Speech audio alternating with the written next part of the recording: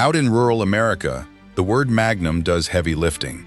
Folks strap a .357 Magnum to their hip before stepping off the porch, feeling ready for anything. But that name creates a dangerous blind spot. You start confusing the power of a handgun with the power you need when things get ugly. Around the barn, that confidence is justified. But walk past the property line into the woods, and reality shifts. Face a massive hog or a real predator, and that heavy steel on your belt is still just a handgun. Your expectation gets violently tested. We are not just listing revolvers today.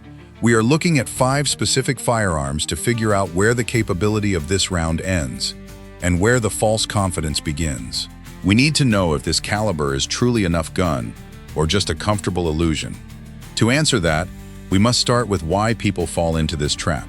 It usually begins with a gun that is just too convenient to leave behind. We start this list with the exact reason so many guys in rural America swear by this caliber. The Smith Wesson Model 686, with a 4-inch barrel, is the definition of a practical carry revolver. When you are fixing fence lines or riding the tractor, you do not want a rifle slung across your back, catching on every branch and wire. You want something on your hip that you can forget about until you need it. The L-frame Smith & Wesson strikes what many consider the perfect balance. It is heavy enough to handle the recoil of a real defensive load, but not so massive that it pulls your belt down to your knees by noon. Mechanically, it is a proven workhorse.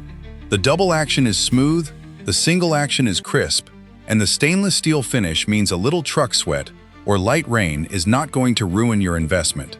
You can run light .38 special loads for target practice or snake duty and step up to heavy magnums for larger pests. That versatility is exactly why folks trust it. But here is the problem. Because the 686 is so useful for 90% of your daily farm chores, it tricks you into thinking it can handle the last 10% too. It becomes your default answer for everything. You get so used to seeing it on the passenger seat that you stop asking if it is the right tool for a deep woods trip. It is a fantastic 4-inch handgun, but it is still just a 4-inch handgun. It does not magically generate rifle ballistics just because it says Magnum on the barrel. A lot of folks think that 4 inches of barrel is plenty to get the job done on a medium-sized hog, and at close range, they are right. But if that hog is moving, or if you are dealing with a predator out past 30 yards, the energy drops off faster than you might realize. The truth is, the 686 compromises barrel length for comfort. On the pro side, you get an incredibly durable stainless steel revolver that fits perfectly in a truck console and handles beautifully in a rush.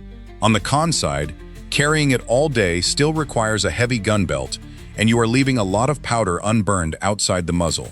If you are looking at pricing, a new 686 will generally run you right around $900 to $1,000 depending on the local shop. That is a fair price for a lifetime tool, but it only proves why men carry it, not that it can replace a long gun.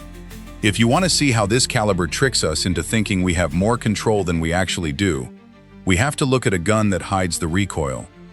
When folks talk about how easy the .357 Magnum is to shoot, they are usually thinking about a gun exactly like the Ruger GP100 with a 6-inch barrel. This revolver is the reason we develop a false sense of shootability. If the Smith & Wesson is about balance, the Ruger is about brute force. This gun is built like a bank vault. The frame is overbuilt, the cylinder locks up tight at 3 points, and the heavy underlug barrel hangs out there pulling the muzzle down with sheer gravity. When you load a heavy hunting cartridge into this cylinder and pull the trigger, the gun soaks up the punishment. It turns a sharp, violent snap into a hard, manageable push. You can shoot full power loads all afternoon and your wrist will not complain. That creates a very specific kind of confidence. You watch the steel ring at 50 yards, you feel the mild recoil, and you start thinking, this cartridge is a breeze to handle. But that is an illusion. The control you are feeling comes from the massive chunk of steel in your hands, not from the cartridge itself. This is the trap. A lot of guys learn to shoot magnums on a heavy GP100, and then they go buy a lightweight snub nose or a polymer frame revolver for daily carry, expecting the same experience. When they pull the trigger on a light gun, the blast, the flash, and the recoil are completely uncontrollable. The GP100 masks the brutal nature of the round. For a rural owner, the GP100 is an incredible piece of equipment. It does not need babying. You can drop it in the mud, wipe it on your jeans, and it will still fire.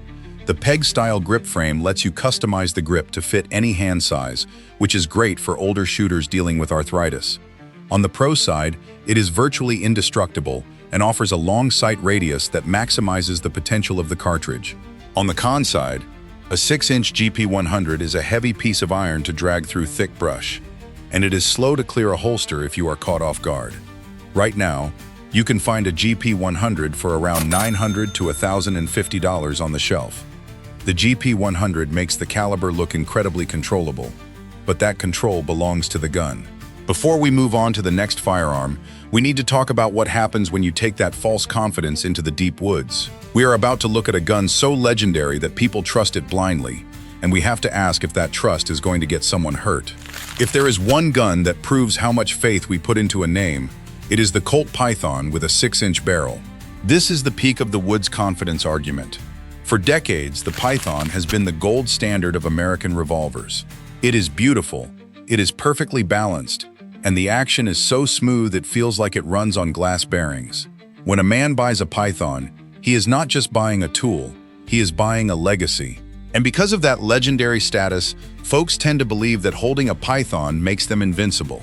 If you are walking into bear country or tracking a wounded boar into thick palmettos, having a 6-inch Python in your chest rig feels like the ultimate insurance policy. The ventilated rib barrel and the deep bluing or modern stainless steel just look like they mean business. Mechanically, the leaf spring action provides a trigger pull that most other revolvers can only dream of, allowing for incredible precision when you have the time to line up your shot. The barrel is known for exceptional accuracy, squeezing every bit of performance out of the heavy loads. But this is where the reality of the woods crashes into the myth of the gun. Out in the timber, a charging predator does not care how much your revolver costs. A thick, muddy hoghide does not care about the heritage of the Colt snake guns. The Python is a masterpiece of engineering, but it is firing the exact same cartridge as the cheaper guns we just talked about. This is the most dangerous trap a rural gun owner can fall into. You start believing that a great revolver removes the physical limits of a handgun. It does not matter how smooth the trigger is, if a 158-grain bullet does not have the mass or the velocity to break down heavy shoulders and thick bone. The Python gives you the confidence to take the shot, but it cannot change the laws of physics once the bullet leaves the muzzle. On the pro side, you are getting world-class accuracy, an unmatched trigger, and a firearm that holds its value better than almost anything else in the safe. On the con side, the action is more complex and less tolerant of fine grit and mud than a simpler design, and the high price tag makes a lot of folks hesitant to actually use it in harsh weather conditions. If you want to put a new production Python in your holster, you are looking at spending roughly $1,500 to $1,600. The Python is not the problem here. The problem is expecting a premium handgun to do the job of a rifle. And that brings us to the most important question of this entire list. We have spent this whole time looking at how this caliber performs on a belt.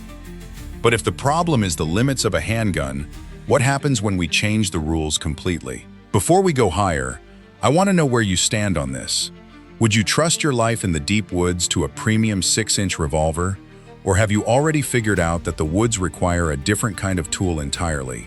Let me know your thoughts down in the comments. The whole time we have been talking about this caliber, we have been looking at it through the lens of a handgun. We have been judging its power and its limits based on a piece of steel hanging off a belt. But if the problem is the platform, what happens when you change the platform entirely? That brings us to the Marlin 1894C, chambered in .357 Magnum. This rifle represents the biggest twist in the entire debate. When you take this cartridge out of a revolver and slide it through the loading gate of a lever-action carbine, the entire conversation changes.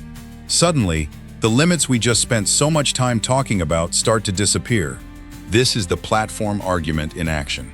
For over a century, pairing your rifle and your sidearm with the same ammunition has been a cornerstone of rural American logistics. It makes sense when you are buying boxes of ammo at the hardware store and do not want to mix up calibers in the dark. But the real magic happens in the barrel. When you fire a .357 Magnum out of an 18-inch rifle barrel, the ballistics wake up in a way that a short revolver simply cannot match. The longer burn time pushes a 158-grain bullet significantly faster, giving you a massive jump in muzzle energy and a flatter trajectory. A shot on a coyote that would be a hopeful prayer with a handgun becomes a routine, high-confidence squeeze of the trigger with this carbine. You have 4 points of contact: your shoulder, your cheek, and both hands are stabilizing the firearm, plus a much longer sight radius. It turns a cartridge that feels borderline into a highly capable brush gun. But this is exactly where the trap springs shut. Guys see what the .357 Magnum can do out of a Marlin carbine, and they use that success to justify carrying just a revolver into the deep woods. They look at the energy numbers from a rifle and somehow transfer that confidence to the gun on their hip.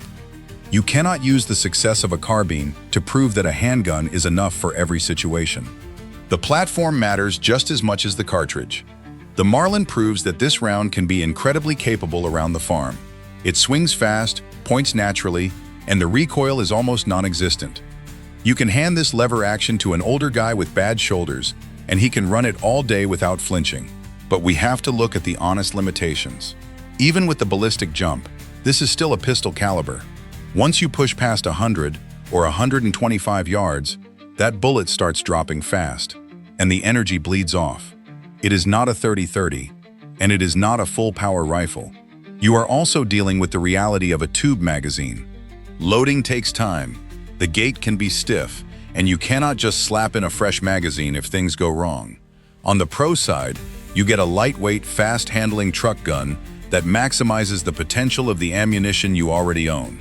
On the con side, you are paying rifle prices for a gun that still limits your effective range, and unloading a tube magazine with cold fingers is always a chore. If you want a new production Ruger-built Marlin, you are looking at a price tag right around $1,000 to $1,200. The carbine proves that the round has hidden potential, but it still does not answer the ultimate truth about carrying this caliber on your belt. To find the final answer about the .357 Magnum, we have to strip away the modern advantages. We have to take away the fast double-action triggers, we have to lose the long rifle barrels, and we have to go back to the fundamental roots of rural carry. That brings us to the Ruger Blackhawk. This is the old-school truth argument, and it is the exact place where the false confidence of the Magnum name finally gets checked by reality. The Blackhawk does not pretend to be a high-speed tactical solution, and it does not try to be a primary hunting rifle. It is a single-action workhorse, built like a bank vault.